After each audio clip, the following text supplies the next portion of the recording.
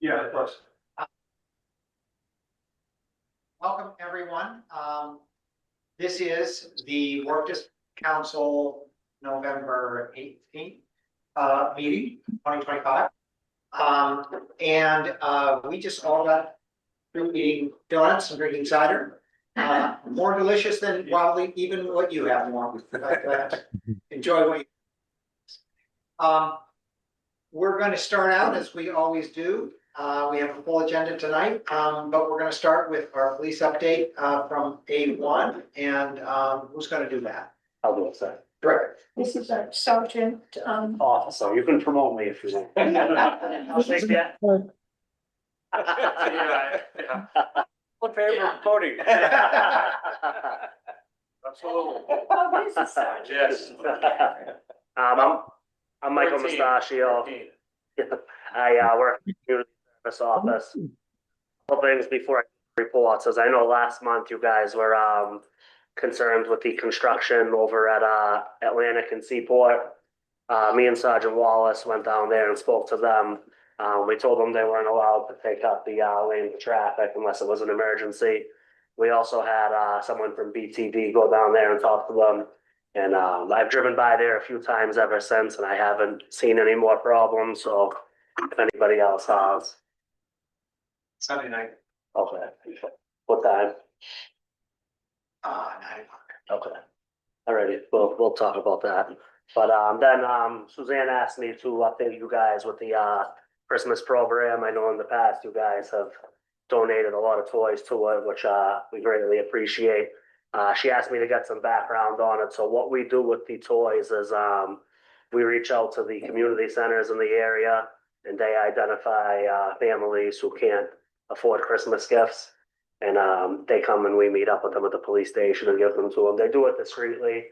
They don't, obviously the parents know where it comes from, but we give it to them and they wrap it and put it under the tree, and the kids open it on Christmas.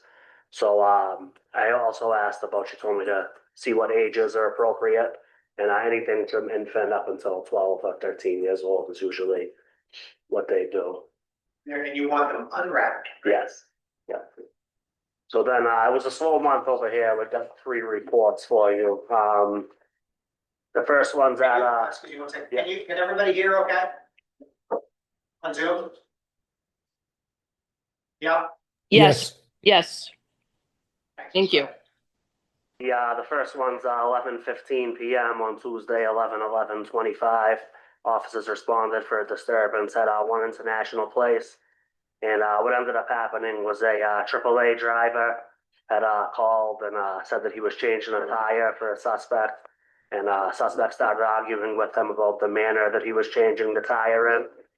The suspect pulled out what appeared to be a gun and told him, I'm not afraid to use it. The officers went there, brought the driver out of the car. He admitted that he had a BB gun in the car. So they recovered the BB gun, and he was arrested, charged with assault with a dangerous weapon and threat to commit a crime. Then we have another one. This one's a long one. I'll try to keep it somewhat brief. This was at 3 a.m. on Wednesday, November 5th. Officers responded to a fight at 296 State Street. So it appears that there was one male party fighting with a group that was from out of town. The fight started over, he was accusing them of stealing his jacket. It ended up proceeding down. They followed each other to the Marriott. One of the suspects said that he had a gym pass to the Marriott and that he was going to work out at 3 a.m. So they wound up. That's good with you, John, right? You're fine with that? He doesn't have the gym pass anymore.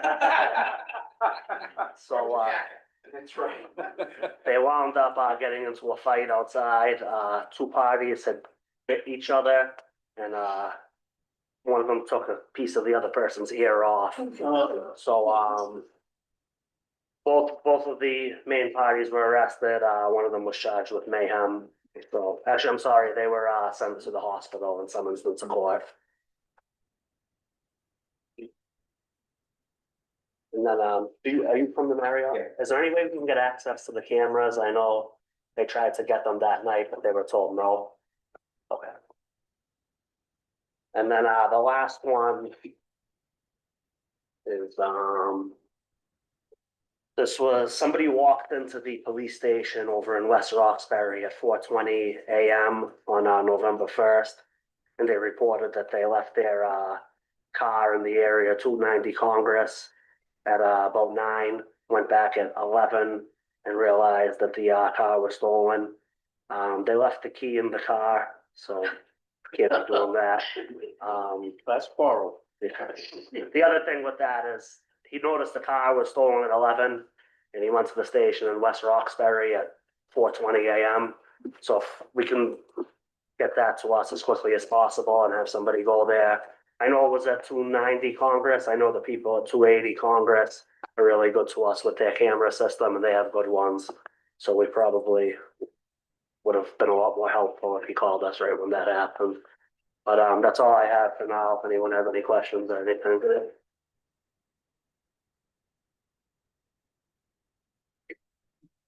We're gonna have lots of conversations, so, yeah, anybody online want to ask questions? And we'll look at that construction Here we go. Sunday night. Right, Jim, one Yes. question. Regarding the, and it seems to get worse during the holidays, and that's people blocking the box. Good. It's just unbelievable, Yeah, especially on Surface Artery, when people are trying to get out of the parking garages. yeah. I don't know if there's anything that anyone can do during those peak traffic hours, but once they block the box, then everybody is trapped. I know that hire some extra Yes, they do. officers between 4 and 6, and that definitely can help with the traffic flow. And I think if there's anything in particular, any other areas, you can use 311 to let us know, because we read all the 311 issues that come through. They get sent up through Boston Police Headquarters, and they get funneled to us after they get reviewed. So if there's things like that that are going on in specific locations, we can read those and then direct other resources to those areas at different times. So if you had a garage in particular, or an area, we obviously know what you're talking about. The 4 to 6, 4 PM to 6 PM is really the gridlock time. We know that. And we try to have a traffic cog down there, and a lot of times it's the traffic getting onto the highway too. It's a real bottleneck here. But it's not getting out of the garage, because there is a police officer there. Sometimes. When they get to the side streets, that's when when Absolutely. it gets Yes. blocked. So you would encourage people to call. Just, 311? well, let us know. So we know those areas, specifically coming down Surface Road towards the on-ramp to the 290. Right. We know that. And we're aware of that. We can have resources like a traffic cog down there and keep cars moving. But I agree, it's frustrating when you're in the middle of you're trying to get through when somebody's blocking. It's incredibly frustrating to sit through multiple light changes. So we're aware of that and keep that top of mind. This is a still busy time of year. Frankly, the real cause is the backup getting onto the Southeast Expressway. I think we all know that. And also Yeah. that's also the road that goes onto the pike too. Yeah, and because it's all backed up onto the Southeast Expressway, you can't get onto the pike, which is open. Right? And so both north and south are blocked by the people wanting to go south, because Mass Pike is always open. I don't know if anything can be done with that in terms of signage or control or anything like that, but this entire district is backed up. Yeah, we can certainly have those conversations with Boston Transportation as well, to see what options exist for signage that might be a solution. Absolutely. A lot of times, as we know, Chris, signage is the solution to some of our issues. So with some good It signs. makes us emotionally feel better. But I mean, absolutely, we can, The right-hand lane said Mass Pike only, for example. right. I don't know. Anyway, We can certainly have that conversation. Absolutely. It's a great idea. any other questions, thoughts? Thank you. We're gonna have lots of conversation about the sale 50 when the time comes. Yeah, absolutely. Great. Absolutely. Excellent. And the soccer tournament as well. Oh, yeah. What's the date for that? just be thinking June and July is gonna be a pretty busy time of year. Yeah. Gonna be a busy spring, busy summer. Yeah. Time to go on vacation. How is, how are room reservations? So, Awful. Awful. meaning, In June and July, yeah, we're behind where we wanna be. really? Yep. Any analysis of why that is? We're very expensive as a city, so very few companies wanna hold meetings in the city right over FIFA. Yeah.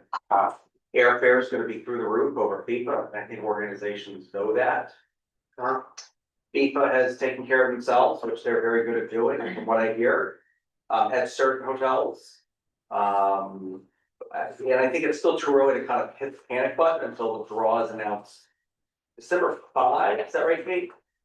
Yeah, December 5. So the draw for which teams will be playing in Boston is announced December 5th.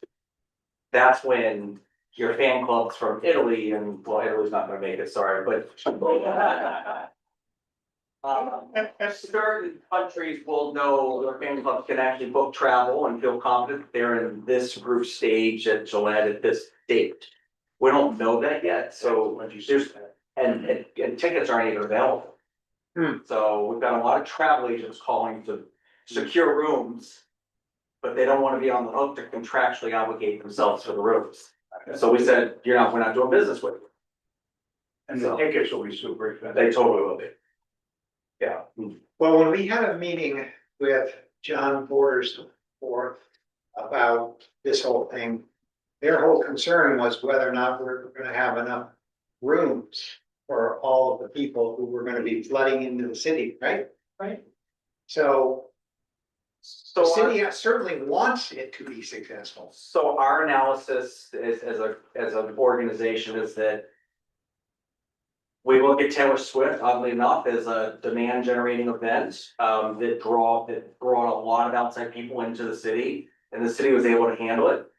None of the business districts from Cambridge to Central Business District to south of Boston ever exceeded 95% occupancy, so there's certainly room to go even over a 3-day Taylor Swift event. So I think the work that the T is doing, the MBTA has got a multi-million-dollar project to expand capacity to be able to take 20,000 people a day to a game event, which will take a lot of pressure off of just how people are getting there.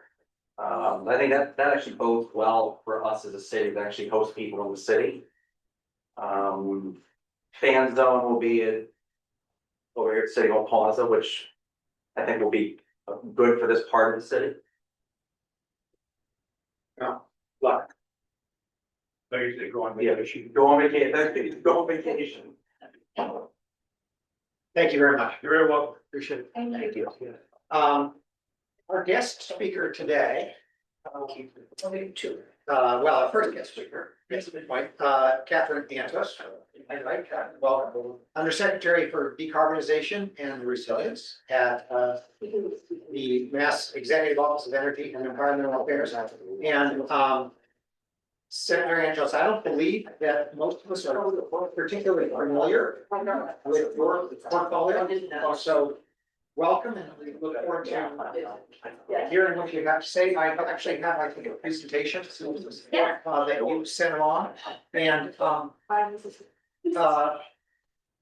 if you press this plus, I think that works. Yeah, that works.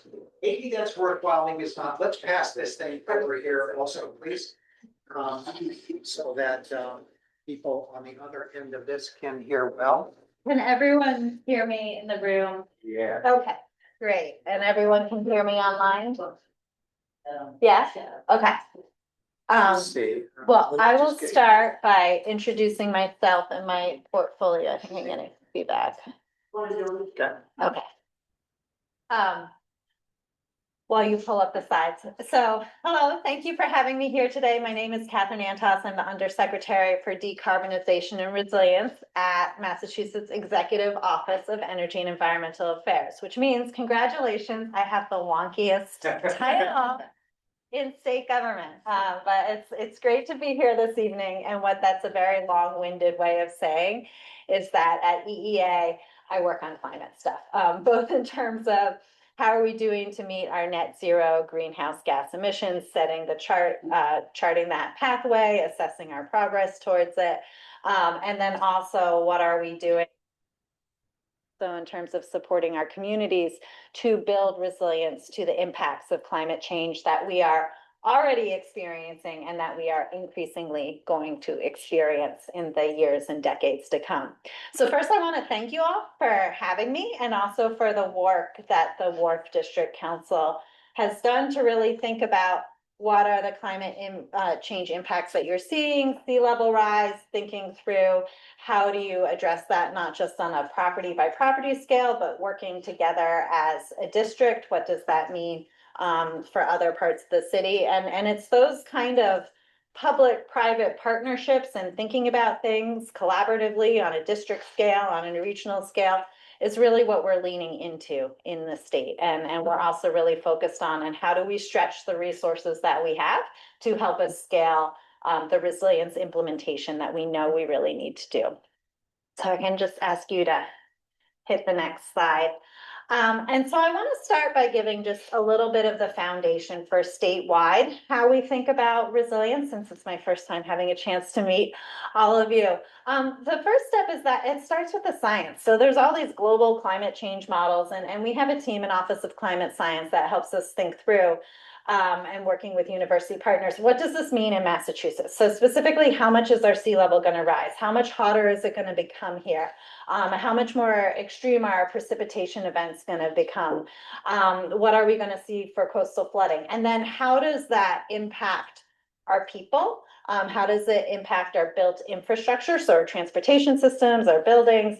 How does that impact our natural resources, our economy, and also our state and local government? And on that latter part, it's both what are we increasingly asking our governments to respond to? What are the additional responsibilities that are going to be placed on them, but also what does this mean for the revenue that they're taking in too? So both sides of it, their climate change impacts there.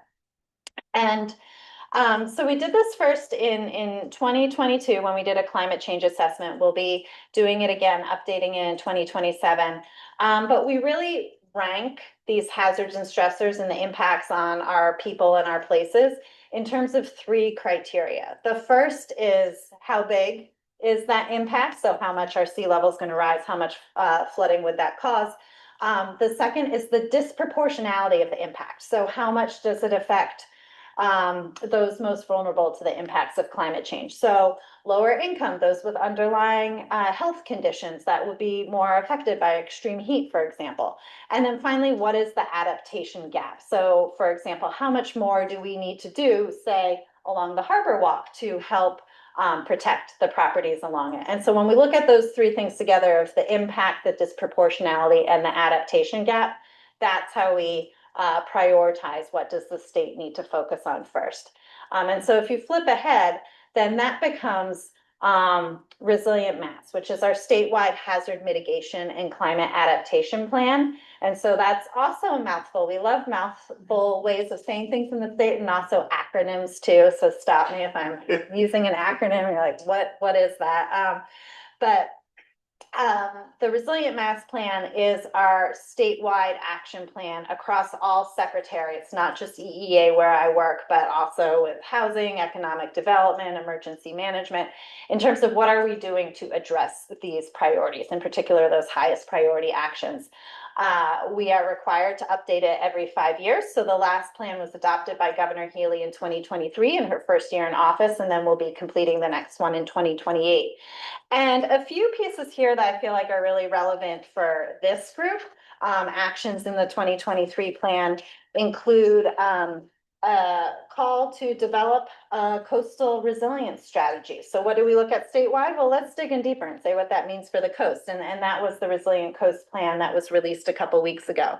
The Resilient Mass Plan also charged the state to research and develop recommendations for how to incorporate resilience into the state building code, particularly thinking about flood risk and flood resilience. There are also many actions in there related to funding. So how do we increase support for municipalities, for agencies to do resilience actions? How do we increase access to funding opportunities? And finally, it called on us to look at finance and to study the feasibility of loan programs or other such actions. So if you want to dig in more on this, you can go to resilientmass.gov. All these actions are meant to be completed within the 5-year plan cycle, so you can see how we're doing on that. But I wanted to talk about some of those actions now I just mentioned. Resilient Coast that came out a couple weeks ago. And it had many of the same goals as the Resilient Mass Plan and the climate change assessment in terms of how do we think through and protect human health and safety, our natural resources, our built infrastructure, our coastal economy. How do we support the capacity of coastal communities, and then also equity and environmental justice. So just like the Resilient Mass Plan prioritizes around disproportionate impact, the Resilient Coast Plan also centers equity. And this work was led by our Coastal Zone Management Program, specifically Allison Breezius, who's familiar to this group based on her work with Boston, and then Deanna Moran.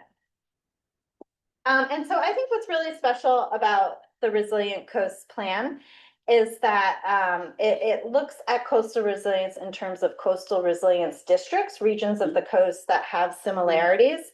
And it's really easy in climate work to just feel really overwhelmed by all that's coming. And so it focuses on near-term adaptation areas to help focus the work. And so it's saying, what are the areas that are at risk of flooding in 2030 that also correspond with areas of housing and economic development where a lot of people are? And those are, and also environmental justice communities or others who'd be particularly vulnerable to those impacts. And then say, okay, those are areas where you really need to focus on adaptation strategies first.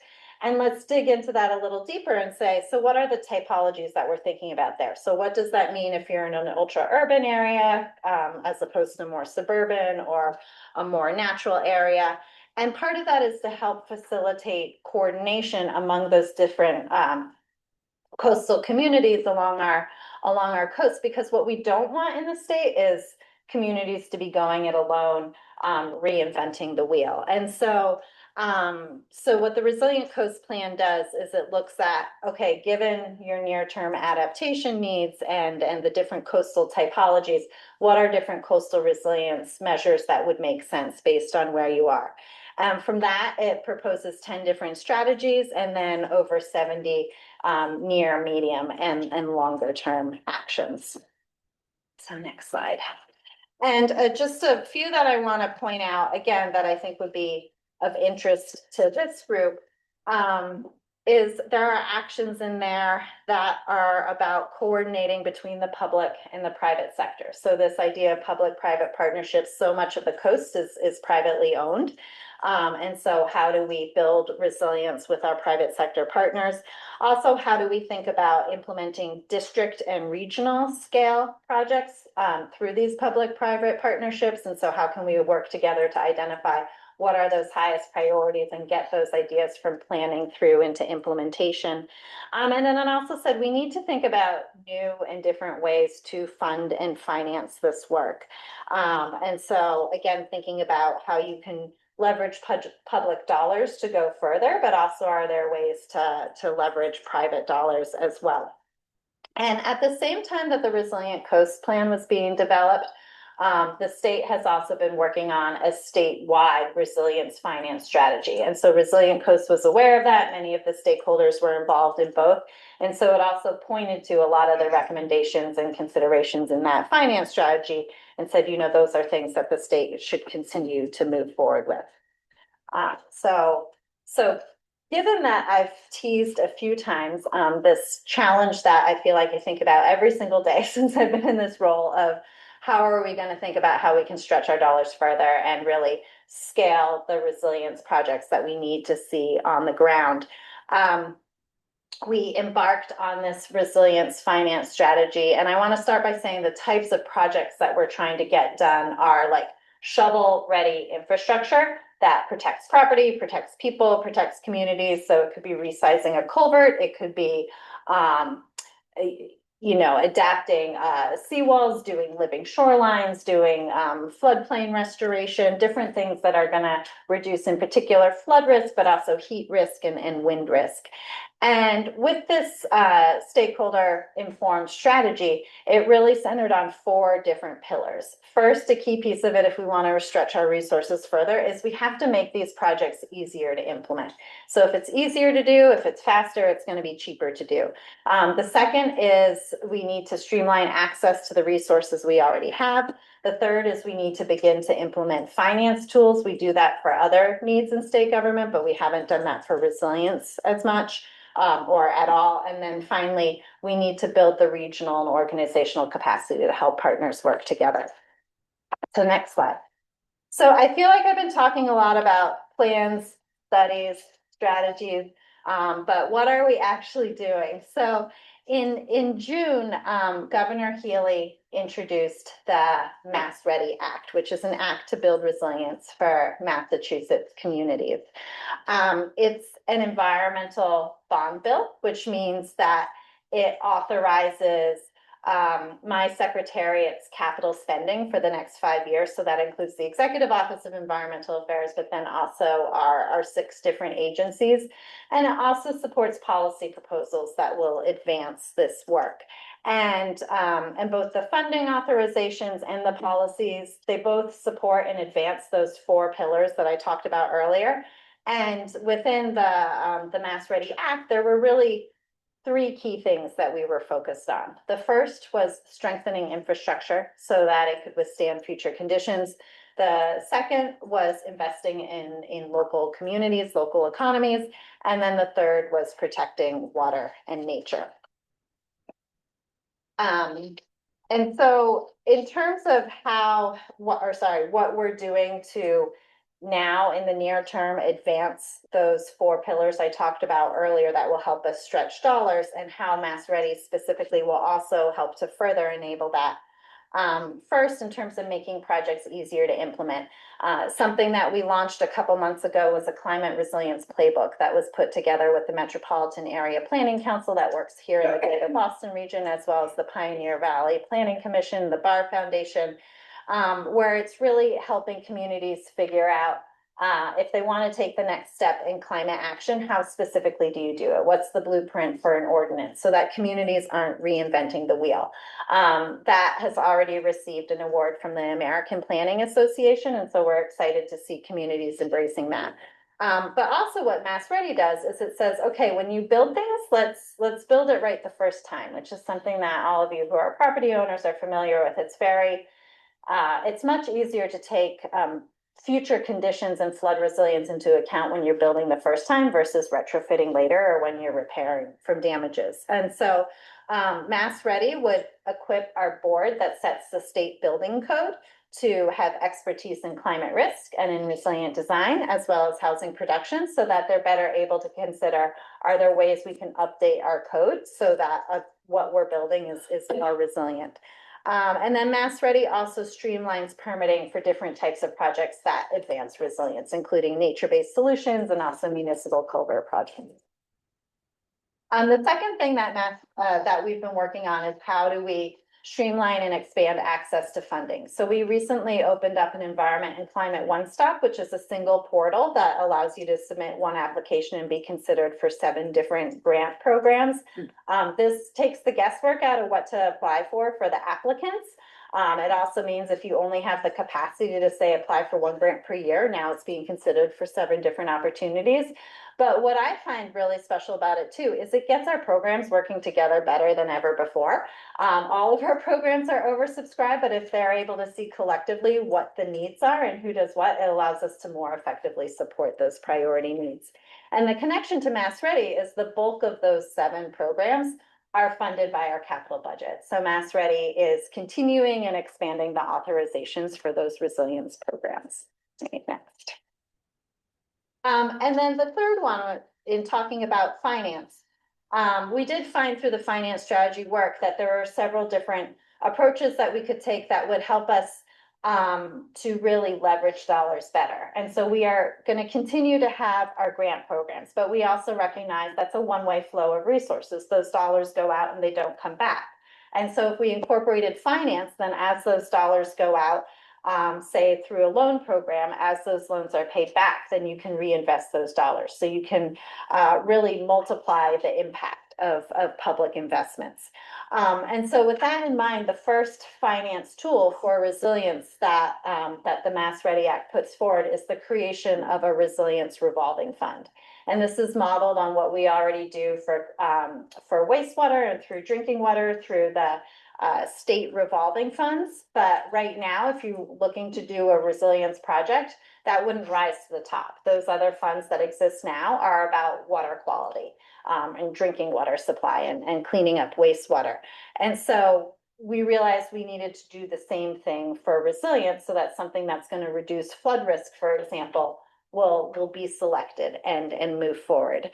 And what we've learned from looking at the model of a state revolving fund is that because as those loans are repaid and then the dollars can continue to go out the door, over the history of that program, for every dollar of public investment that's gone in, it's led to $3 in loans going out the door. So that's the kind of revolving structure that we want to take advantage of to really be able to scale our programs. And so the eligible applicants would be cities and towns, water and wastewater districts, tribal governments, and what they would get is a lower interest loan with more flexible terms than they'd otherwise be able to get on their own. So that suddenly means financing projects becomes possible now, and it might have been projects that are bigger than you could ever fund through a grant. So it helps them to get more done, and it helps us to really stretch our resources. And then I mentioned earlier too that the Resilient Coast Plan was also looking at what are other types of financing tools that could work, particularly if you really wanted to focus on and support public-private partnerships. And so the other thing that we are doing is we are assessing, okay, so what are the barriers for using some of those tools for resilience? Specifically, are there additional things that we need to build the capacity for? So while we're starting with the Resilience Revolving Fund, we're also keeping our eyes wide open to what are other finance opportunities that we want to build in and make more accessible to help scale resilience. And then finally, the last piece, the building, you can move ahead. Building the regional and organizational capacity. This gets back to earlier, like we need to be thinking about things on a district scale. We really need to get partners to be working together. And so a few ways that Mass Ready supports that is, one, it expands the eligibility of our flagship climate action grant program, the Municipal Vulnerability Preparedness Program, so that nonprofits can also apply for that, so long as that they're doing something that is consistent with a key resilience need that has been identified within a community. And then also Mass Ready increases the funding authorizations both for that MVP program and also our coastal zone management program, specifically so that CZM can start to implement that resilient coast strategy that they have just released. And so we talked about the coastal resilience districts and the near-term adaptation needs. Okay, well, let's put $200 million towards that, get authorization for that, so that each of those coastal resilience districts can begin moving forward on that work.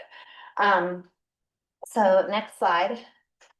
So that is what we're doing, some of what we're doing to really think through how do we dig in deeper on what are the needs in our coastal areas and how can we really stretch our resources, which is becoming increasingly important in the moment that we are in today, and how can we do so in a way where we're really supporting those public-private partnerships as well. So I'm happy to answer questions and discuss. Great, thank you very much. Let me start out with a question, with a statement. First of all, you may or may not be familiar with the fact that part of the money that we received from the state we used to create a handbook on how other communities might put together successful public-private partnerships. We hope that that's useful to other communities, and thank you look for forward doing to seeing how that overlaps with what you've also talked about. We've done. Can you talk a little bit about the intersection between what the state is doing and what the city is doing? Yeah, so we work very closely with the city in terms of where their priorities, how can they access state programs. And when we were doing things like, for example, assessing finance needs and looking at the resilience revolving fund, for example, we certainly talked a lot to Boston, who has a really strong team and has, through Climate Ready Boston, identified what a lot of their key needs are. They understand the investment needs. At the same time, we also needed to be thinking about and what's going to work in like a really small Berkshire town like Beckett, where it's a volunteer running it. But an example of where we're working together is we had the city of Boston. We also had Boston Harbor Now, A Better City, several Boston stakeholders who were part of that finance strategy to help us really think through what are solutions that could support needs at the urban level. And then also the Green Ribbon Commission is moving forward with their own really Boston specific finance strategy, where they want to dig even deeper into also some of the public-private partnership pieces of it. And so we've been working with them in terms of what is the procurement they're moving forward with. They have our strategy, so they aren't repeating the work, they're building on top of it. So we're going to be working really closely on those efforts too. So really we can build off of one another. Great. And I think we're part of that study too, as I understand. I see that Norm has a question. Yes, thank you. And thank you for coming and the presentation and the good work you're doing in putting together these funding mechanisms to help the solutions move forward. One of the things I hear consistently from members of the Boston Planning Department and individual properties that are looking to do things is permitting is really painful and expensive. And it's what I wonder is, what are you doing to bring Chapter 91 up to the realization that we're flooding and things need to be done?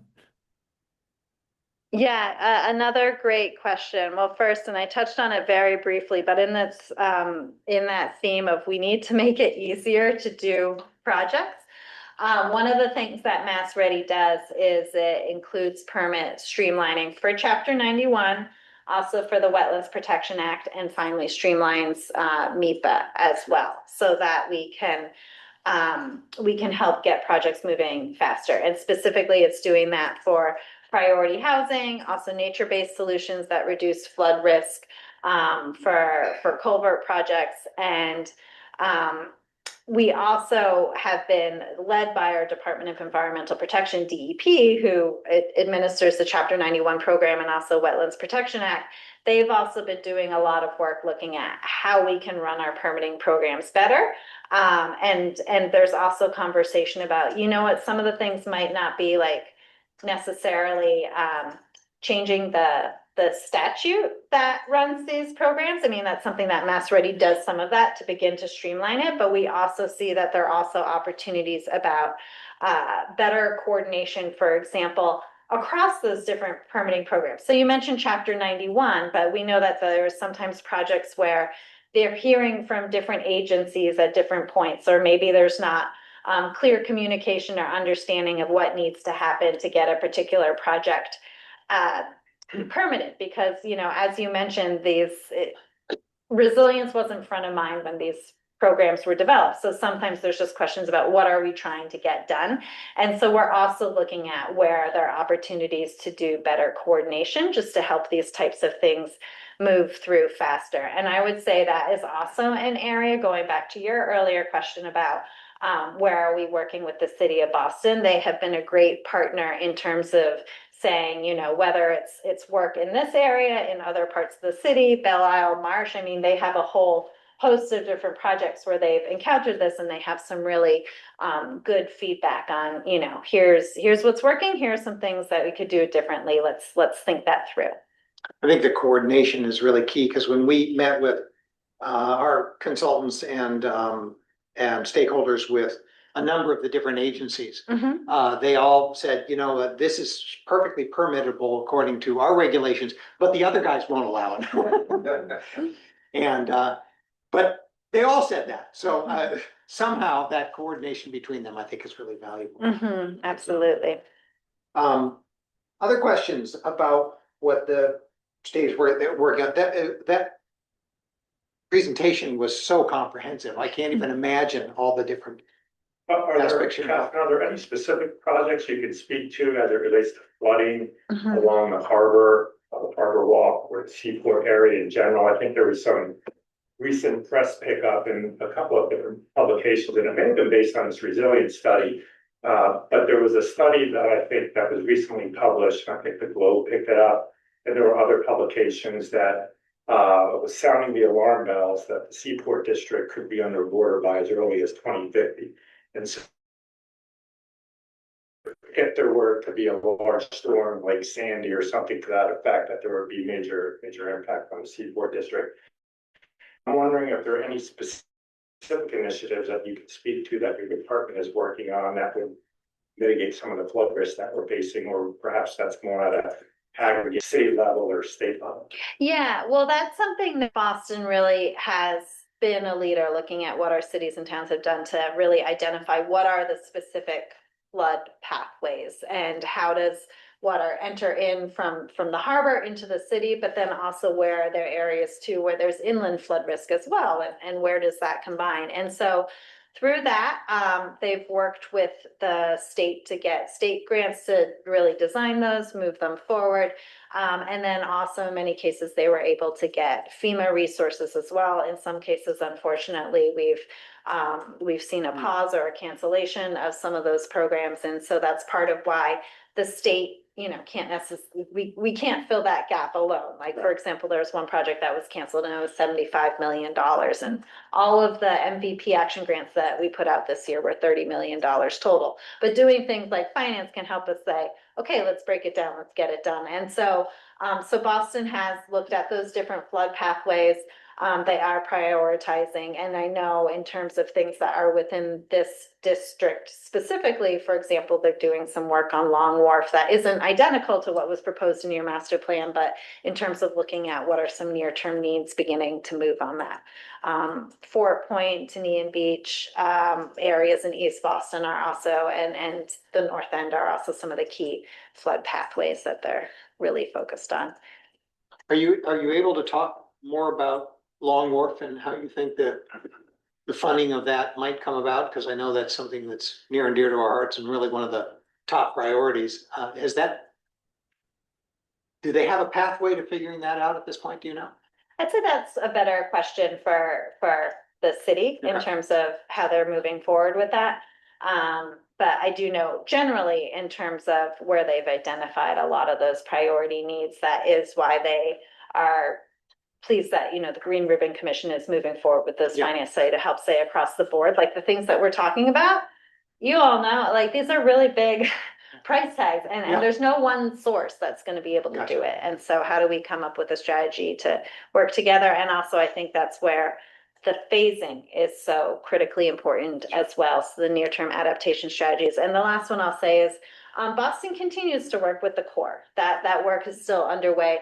That's also helping to design what are some near-term needs. And then when that is done, then that would help to create federal appropriations to do these dollars as well. And so pleased that work has continued to move forward. And then the state is engaged kind of on a broader front along the harbor the larger 17 community Boston Harbor area to do some more work with the Corps on that as well. Yeah. Thank you so much Yeah. for that very clear, comprehensive presentation. I'm Matthew Burby with Boston Harbor City Cruises. It just happens, I think, either today or tomorrow, they've started doing some really important dock work down at Hingham, at the Hingham shipyard, where our commuter boats go there at the hull. And I just want to voice a hope, I guess, that in these studies that woven into the work, the studies that are being done, is looking at marine infrastructure of various docks. With water transportation continues to be very, very important in the overall picture, even as the seas continue to rise. So is that something that is under your purview, or is that coming through a whole different agency? Or you speak to that a little bit? Yeah, well, certainly what you're speaking to there, it's something that it touches on MassDOT and MBTA, and then in other cases, Massport is involved, not in this one specifically. And so with the resilient mass plan that I spoke to, that is why MassDOT and the T are key pieces of that. And so with the MBTA, for example, we have supported them in doing vulnerability assessments of their systems to see where are the key climate vulnerabilities, where do they need to begin doing work, both on in terms of the ferry service. They've also been doing a lot of analysis to look at where are there tunnels that are most vulnerable, things like that, like key maintenance yards that you need to keep that functioning if the trains are still going to be able to move in other areas. And so we've helped them with some funding on that, and also helped give them the expertise so that as they launch into doing that work, they can do those assessments. And so they've been strong and active members of our, what we call the Resilient Mass Action Team, which is what brings together all of the secretariats. Thank you. Yeah. Other thoughts or questions, Secretary? Let us know, if you will, how we can Yeah. be helpful. Yeah. Our goal is to stay informed and to be as engaged as we can be so that we can be a good partner. Yeah. No, I appreciate that. And I would say if I can have 30 more every time. I mean, the biggest thing is I mentioned Matt's ready several times. That legislation now introduced last June. It's currently with the Environment and Natural Resources Committee. And then from there, it would also have to go through Ways and Means and the Bonding Council. But I would just say, continue to engage with your delegations about if there are things that I was speaking to, if there are particular areas that you want to understand more. But the pieces of that can really help us with resilience, whether it's better disclosures on flood risk or incorporating resilience into the building code, increasing the authorizations for some of our grant programs, or allowing us to move forward with finance. If any of those pieces are resonating, They are. then Whatever it takes to get it going. yeah, then those are all the things that can help us take these plans And support. Yes, Okay. yes, yeah, and having those additional authorizations to both on the policy front and the funding is going to allow us to really make. Yeah, I think all of our reps are totally on board. Mhm. I can't imagine who wouldn't be. I don't know how you balance the various needs Mhm. and the limited dollars, Mhm. but everybody knows Right. the need. Right. And that's But- why conversations like this are important. So we understand where you're coming from and where we're in on that. But yes, step one is. I have a question.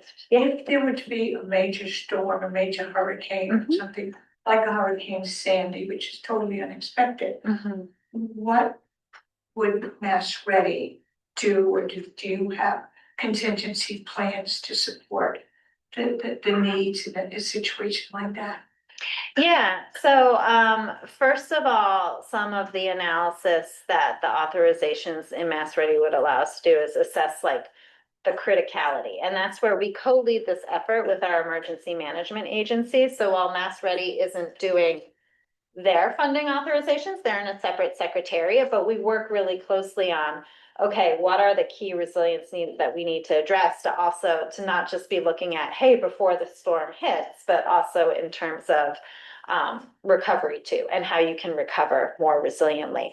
We are also working with the Emergency Management Agency on a disaster recovery and resilience fund that was established in statute, I want to say a year or two ago, and there's going to begin to be money flowing into that to really answer the question of what does it mean to recover more resiliently so that Don't make the we're same coming back mistakes. stronger. Yeah, and so I'd say, Mass Ready, one, it provides resources for programs that help prepare before the storm hits, specifically to some infrastructure that's really important here, like some of our really big dams.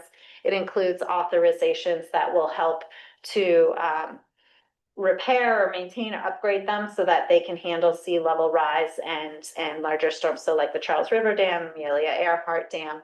And then also some of these finance tools, it also continues to support our Office of Climate Science so that through things like I mentioned with the climate change assessment, we are creating tools that really help the city of Boston and our different agencies understand, okay, here are the critical needs. Like if the wind was coming in from this angle, or if this was the amount of storm surge we were seeing, or in this year when there's already on top of it that much sea level rise, where is the water going to hit? Where's it going to go? And how do we protect against that? Thank you. Other questions? Thank you Yeah. very much. Yeah. Thank you. Great, wonderful presentation, and we will be sharing that Yeah, presentation with of the course. folks who weren't able to join us, so. it's Yeah. great. Hey, want to come up and? Absolutely.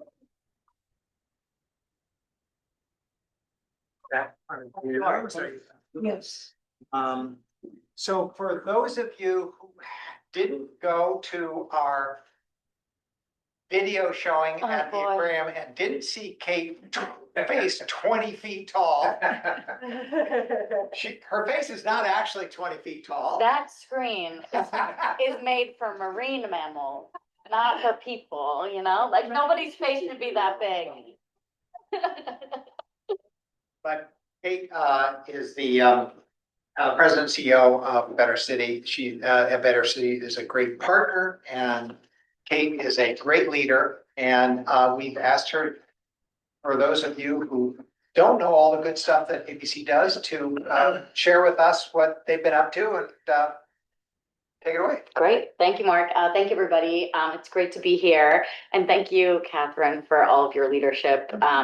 Catherine and her team are incredible partners of A Better Cities in many different ways. And especially in light of what's happening at the federal level, I think we all just feel so lucky to have leaders like Catherine doing what they're doing in this moment. So thank you. We realize it's not easy. Where all of the policies that you're trying to advance are being dismantled and roadblocked. So thank you. No, thank you. And when it comes to the camera, in real life, like Kate is larger than life, and I. And everything, she's helped us think through a lot of really tough, complex things. So. Oh, thank you. Well, a lot of work to do. So I think that many of you are familiar with the Better City, but I'll give you a little bit of a background. And I want to give a shout out to my colleague, Tom Nally, Yeah, Tom. who is on the screen. Hi, Tom.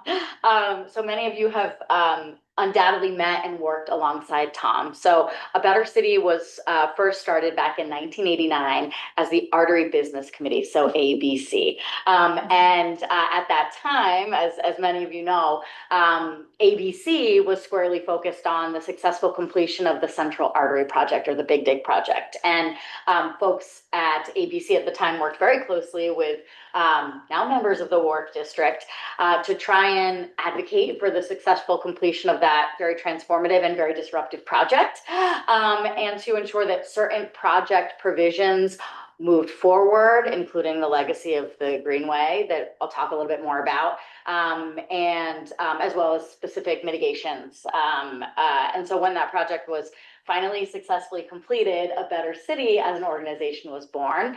And there's a lot of folklore in our organization about how ABC transitioned from the Artery Business Committee to A Better City. You know, fancy consultants were hired to do some like branding, and then someone had a cocktail napkin and said, how about A Better City? So the A Better City of today is focused on three core areas of focus. So transportation and infrastructure, land use and development, and climate.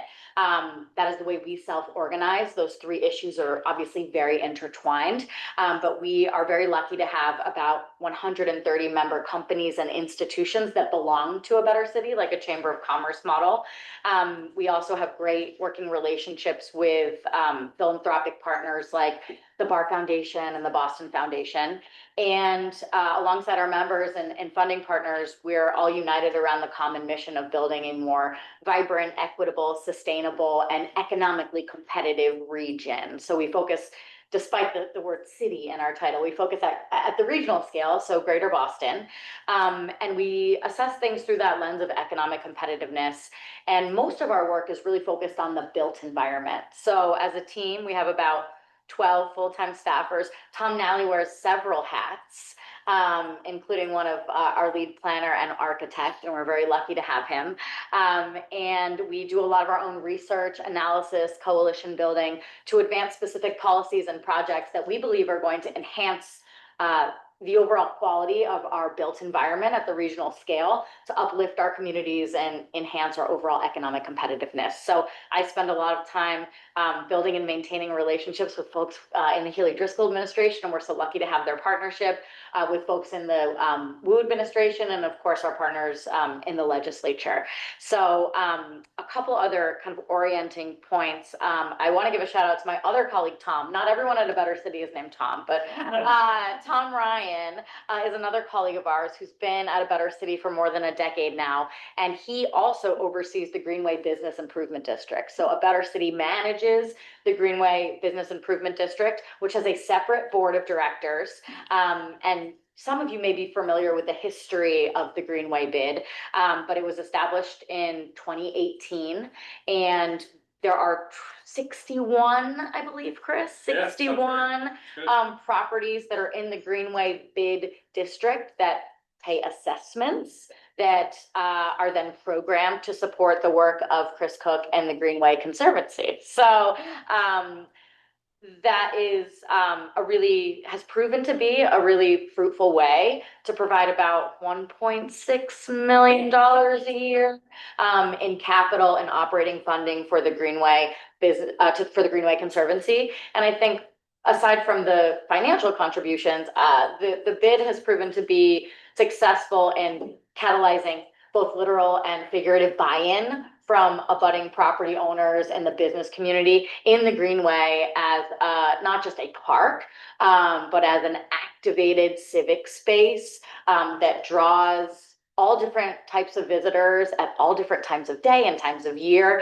And especially coming out of the pandemic, the bid board has been very creative, I think, and collaborative in trying to support different types of programming, different types of public art, like the Art Beat campaign and the Winter Active campaign, to figure out how do we draw people downtown into the Greenway as our work from home and tourism patterns continue to change and evolve. So Chris has to say it's a good partnership, but I hope it's a good partnership. I would say it's also the partnership that makes everything else possible about the Greenway, because we're able to then leverage the other public investments and then the private investments. People feel really good about being individual donors because they know that the businesses abutting the property are also stepping up. It's all through the leadership. Yeah, so thank you. yeah, thank you. And thanks to Tom Ryan for his leadership as the executive director of the bid. One piece I'll follow up with a press release that folks may not have seen, but a good example of a project that's come out of the bid collaboration is a lighting and pathways project that is going to really enhance, as the name suggests, both surfaces, pathways, and permanent lighting between Seaport Boulevard and Summer Street. And the goal is to have all this work done in time for the excitement of spring 2026 that we've touched upon with tall ships and FIFA and the anniversary celebration. So I think Chris can probably talk a little bit more fluently about that, but that is, I think, a really nice tangible project that is moving forward, in part because of the contributions of the Greenway bid in informing and funding the design, but it really, to your point that you just made, Chris, is really being driven by MassDOT, which is great. It is, and because ADC worked for years to advance the design, we had a shovel-ready project for the governor, and the governor, Undersecretary Gulliver, and now Secretary Lang showed extraordinary leadership. Yeah, so thank you, Chris. We're so lucky to work with you.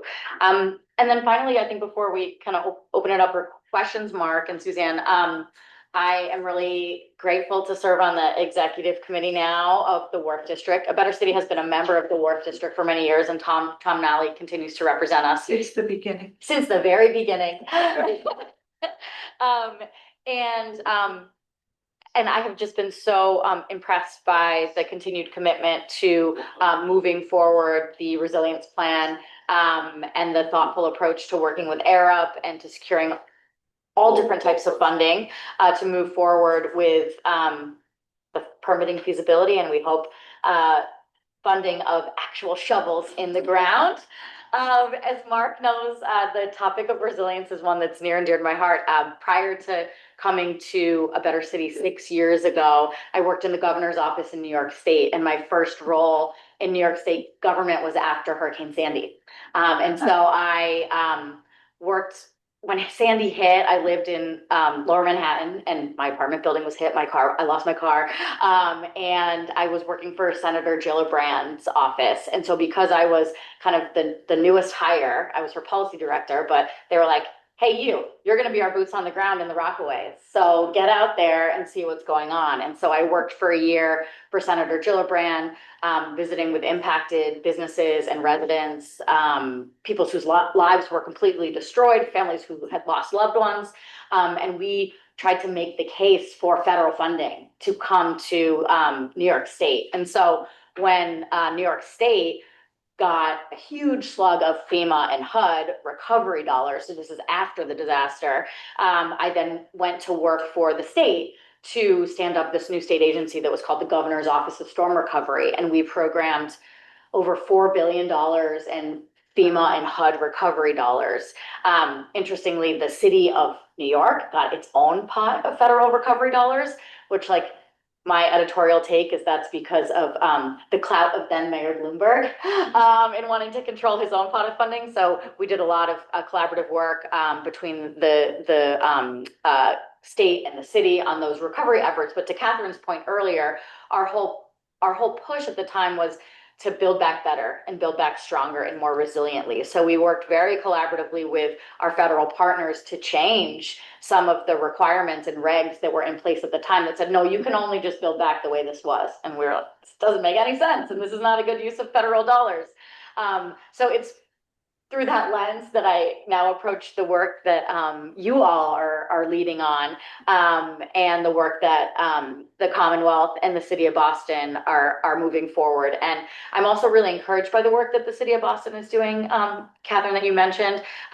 Many of you know Chris Osgood, who, if Chris Osgood is put in charge of anything, it is in very good hands. So when Chris was tapped to put on another hat, to be he was already at the time the mayor's special advisor on infrastructure. And so we worked really closely with him on the I-90 Alston multimodal project, which is another project that Tom Nally works a lot on. And then he was tapped to lead this resilience work for the city. That is a very good sign that the mayor is taking this seriously. And the work that is going on right now between the City of Boston, the Army Corps of Engineers is imperative. This $6 million 6-year study that I think by spring will have renderings of the type of infrastructure that we want to see.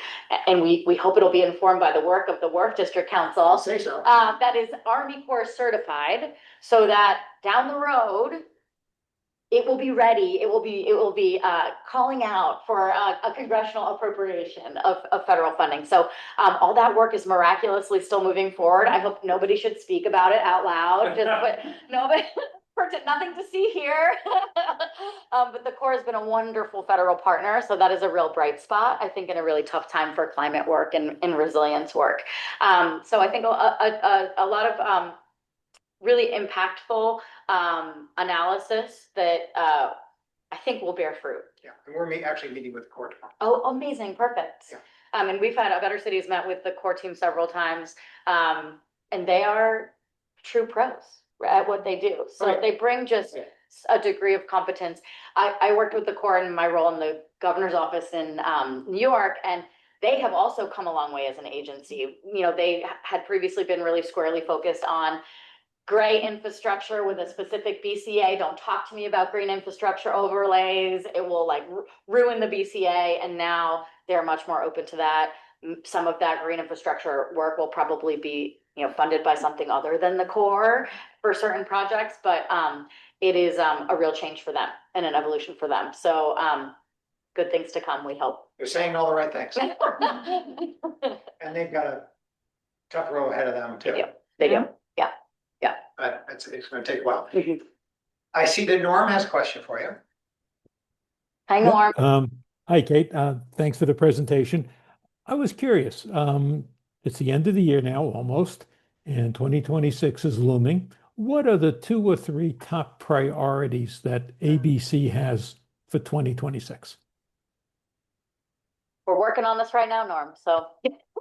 We have our November board meeting tomorrow where we'll give a bit of a preview on this. One of our top priorities, kind of wrapping up this year and moving into 2026, is to influence the state budget, particularly when it comes to funding for the MBTA and our transportation system more broadly. Our understanding, and Catherine, you may have better intel than I do, but our understanding is that the legislature will likely wrap up their kind of cleanup supplemental budget by the end of November, and then the governor will introduce her House One budget in January. We have spent a lot of time focused on ensuring that the fair share surtax funding, so the millionaires tax funding, that 50% of that, or moving toward 50% of that, goes to our transportation system.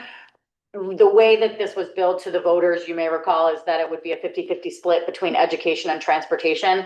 Education has been getting a larger share of that funding. And so I served on the governor's transportation funding task force, and recommendation of that task force is that we move closer toward that 50-50 split to ensure that we're investing in both our education system and our transportation system that obviously work together in concert. And so we will, Norm, be continuing to try and fight for that, and ensure that we are getting the MBTA the capital and operating resources they need to give the general manager and his team the opportunity to keep making the investments needed to get the system back on track. I think we've all been really impressed by General Manager Eng's ability to make strategic investments in the system and improve ridership, reliability, headways, and we want him to keep that work going. And to do that, the team needs continued and sustained year-over-year investment. So I think, Norm, transportation finance and funding in general, moving from this fiscal year into the next fiscal year, is really important. And we're going to be advocating for this continued level of investment, understanding that the state budget is now more constrained than ever. And as federal cuts to Mac Health in particular are phased in, it's going to be even more dire. So we have eyes wide open about that. We're actually, Norm, to your question, are going to be doing a refresh of a report that we released in 2018 called the Transportation Dividend Report. And that report found that for every dollar we invest in the MBTA system, we get a 5-time return on our investment. So we have contracted with AECOM. Again, we have funding from the Barr Foundation, Boston Foundation, Arnold Ventures, and Greater Boston Chamber of Commerce to do a refresh of that report to see, okay, what are our current numbers? The number that's most quoted now still from 2018 is that every year the T generates $11.4 billion for our regional economy. So that data is really important for us to go lobby our friends in the legislature to say, hey, the T doesn't just help Boston or Greater Boston, it serves our overall economy. And so we are adding some new overlays with this analysis with AECOM on job creation and purchasing and development potential.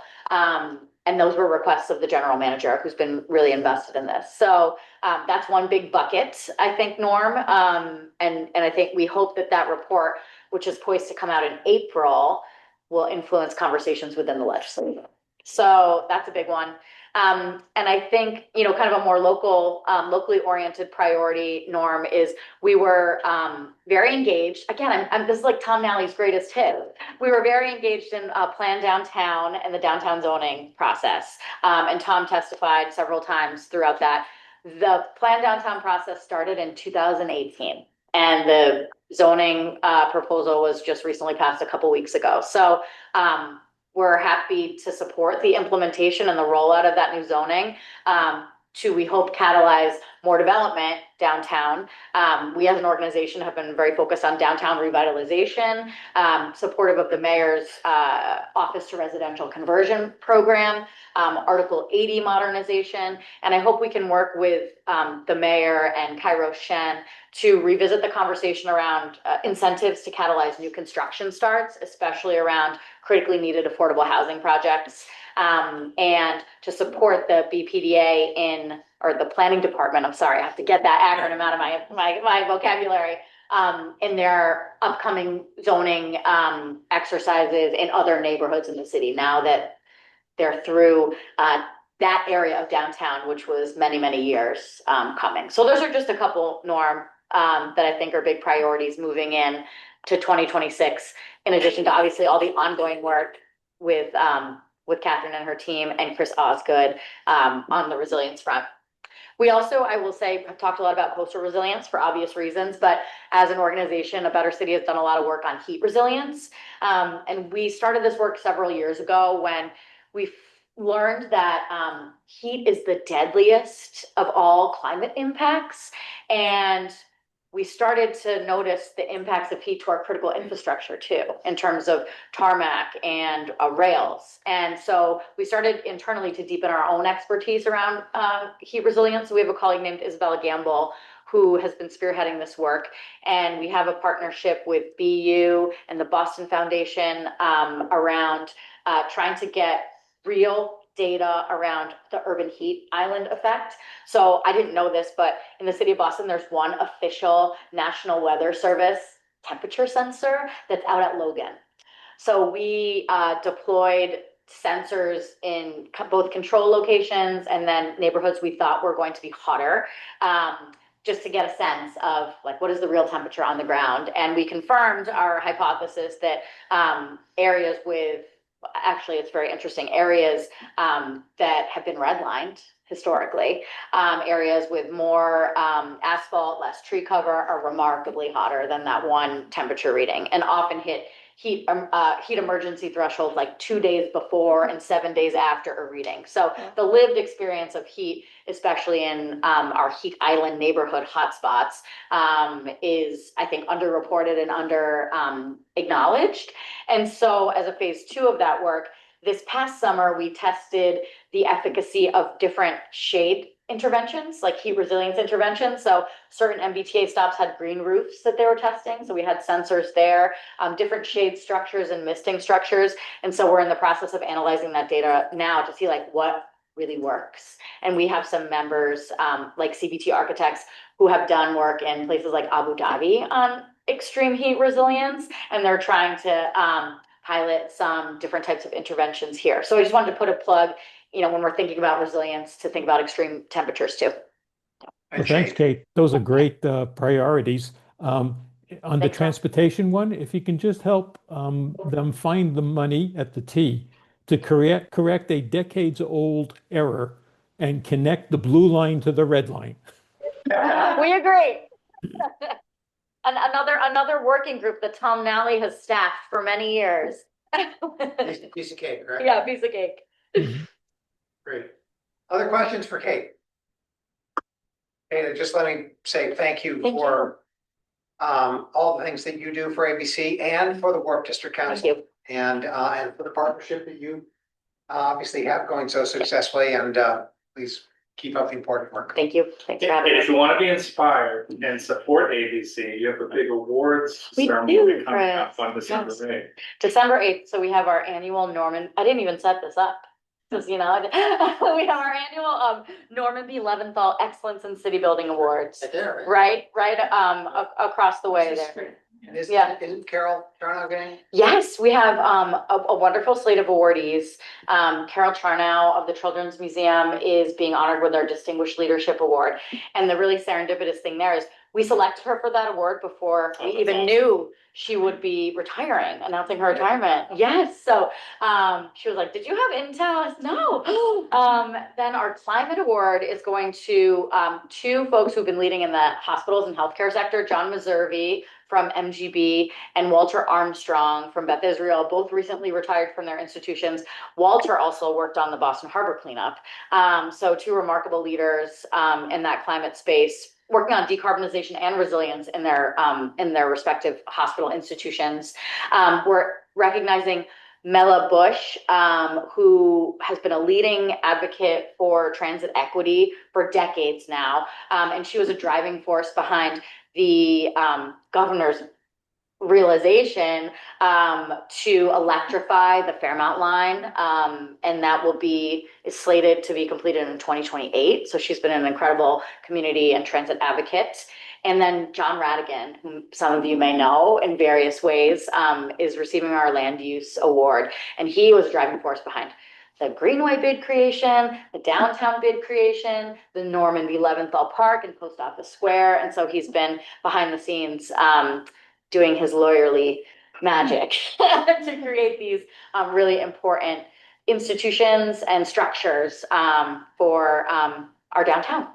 So it's a great slate of awardees. It's also a really fun event. And at the request of some of our board members, we have a longer cocktail hour this year. So they were like, can you start at 5:30 instead of 6? I was like, sure. We can do that. Amazing event. It's wonderful, and it's very inspiring, and I think it's emblematic of the organization that even when you're raising money, you actually try to advance your goals. It's very inspiring. It is very inspiring. Thank you, Chris. That's good. Don't forget to buy your tickets. Well, December 16th, we're having our holiday Yes. party, and we are giving our award to Rich McGinnis That's amazing. for all the work that he's done over the years, as he will be retiring too. Yeah. So, great, Kate, thank you. Thank very you. much. Thank you. Appreciate it.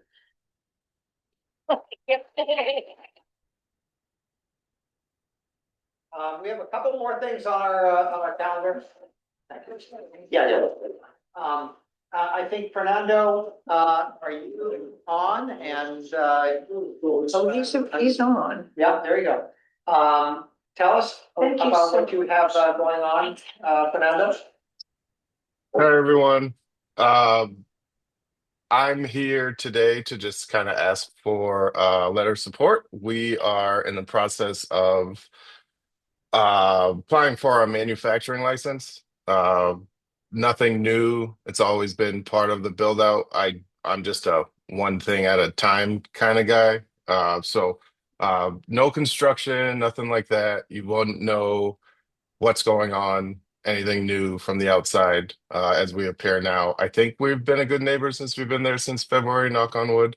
But yeah, that's kind of what I'm here for. One of the things that we're trying to do is a company called Black Mule. They make infused, I guess it would be considered instant coffee, even though I know they hate that term, of coffee infused with THC. So just another way for people to consume that aren't fans of smoke.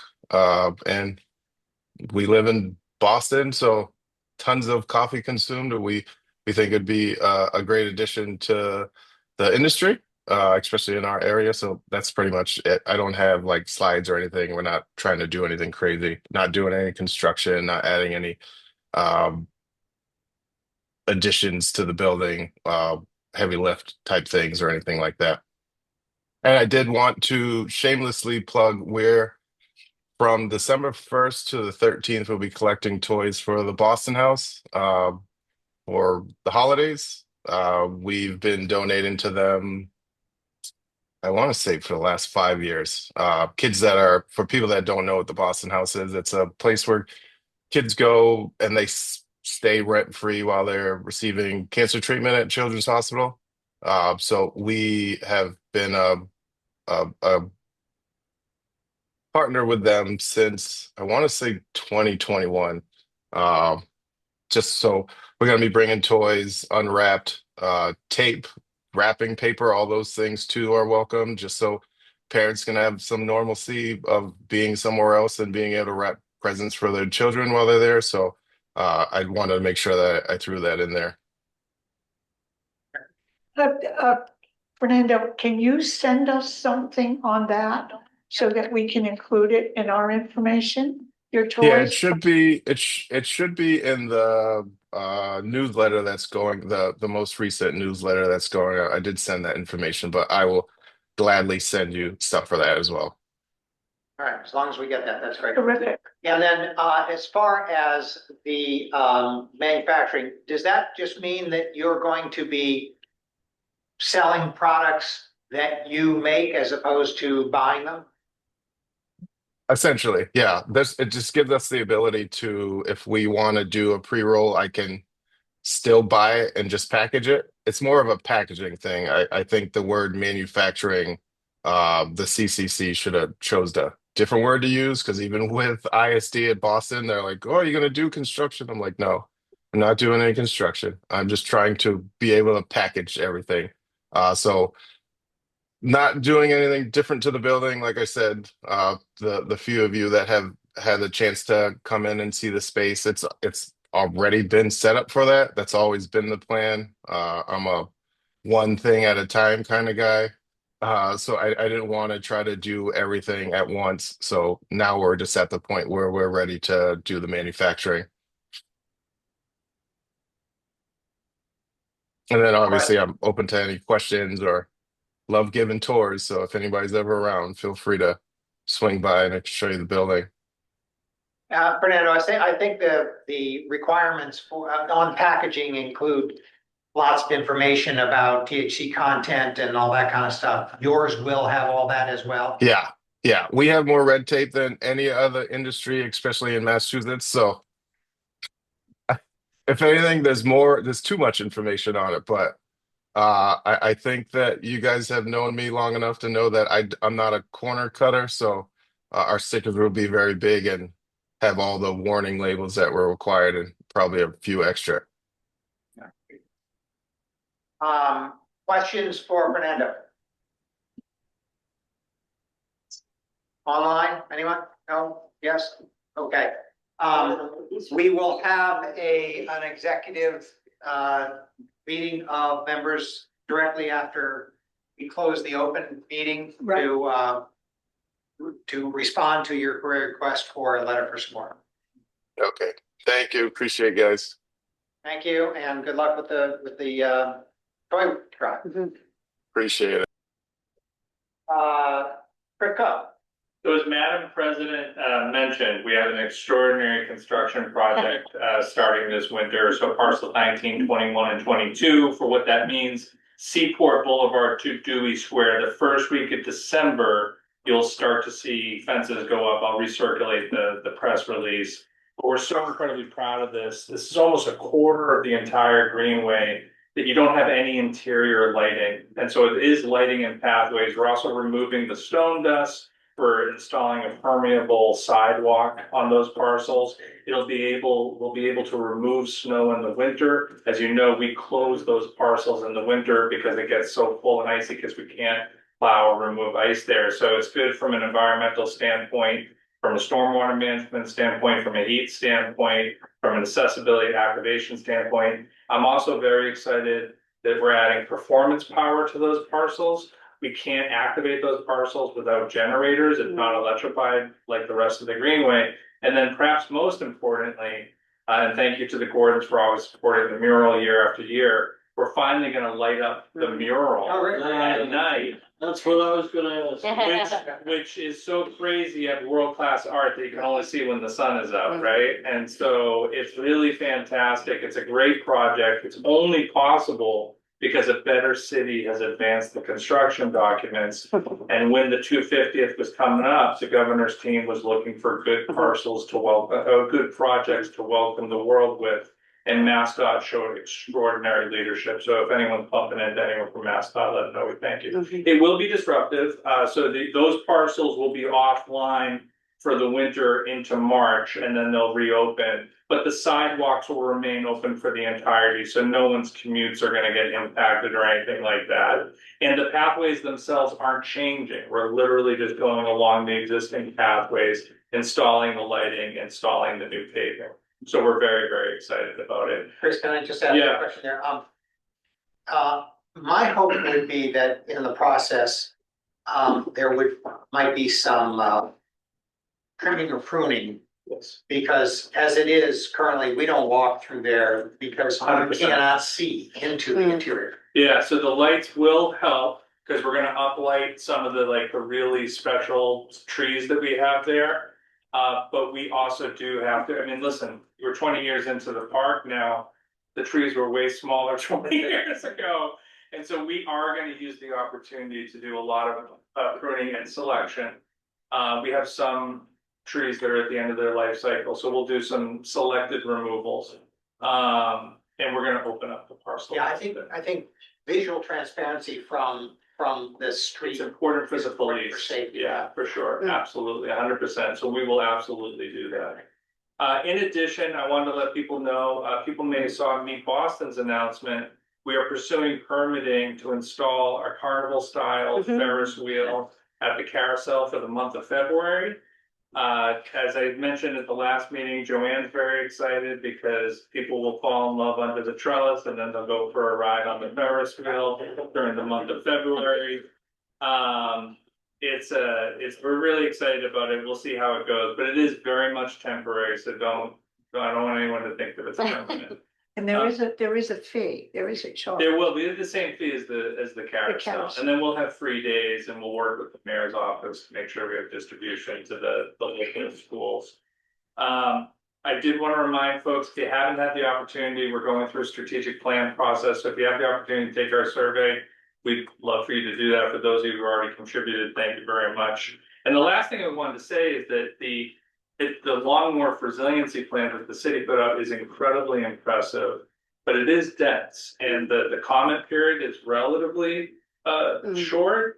So we are going to comment, but we'll probably work with you all to see how you want to. We're actually talking tomorrow Terrific. about how to do that. Yeah. But, we would welcome your comments. We can do them separately, we can do them together. Mhm. Our plan is to do it directly to the city and also something more public. Okay. I think generally speaking, it's a good thing. That's not to say that there aren't some things worth Yeah. critiquing. Largely, I'm incredibly impressed, Yeah. and not the least. Also 350 pages long. Oh, yeah, it's a book, it's fantastic, and perhaps most impressive is the sensitivity to the cultural history of Long Wharf, and its importance to Boston.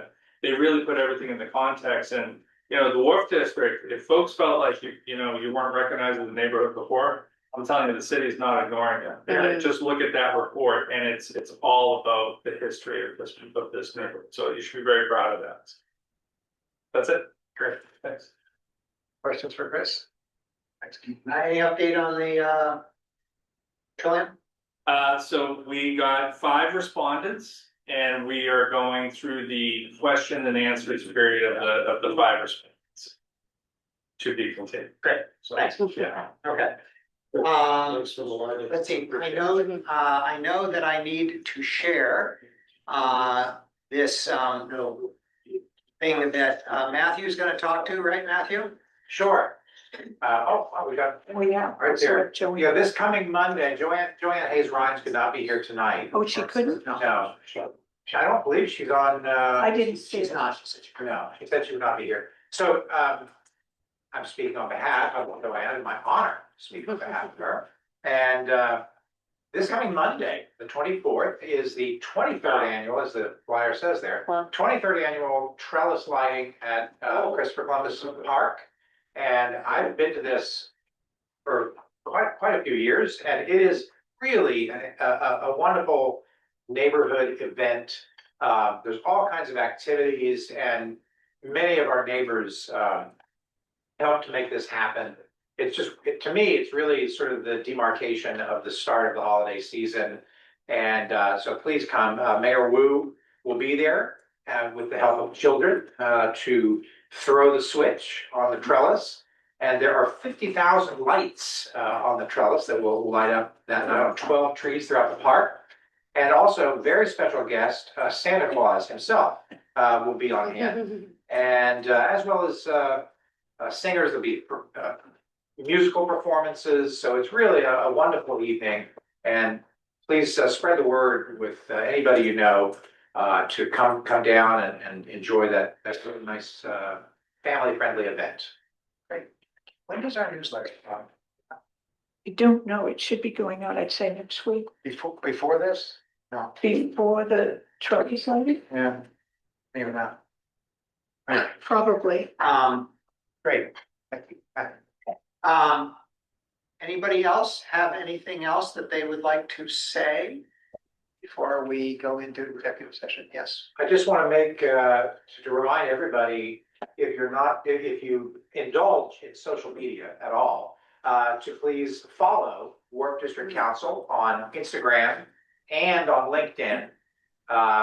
we've really been making an effort to make our social media platforms more active, more informative. And so please follow and engage with us. Probably after tonight, you'll see some photographs from this meeting that will be online. So please follow us and help us to make our social media to grow our social media presence online. We appreciate it. Great. Mark, Doug. I had something, if I could.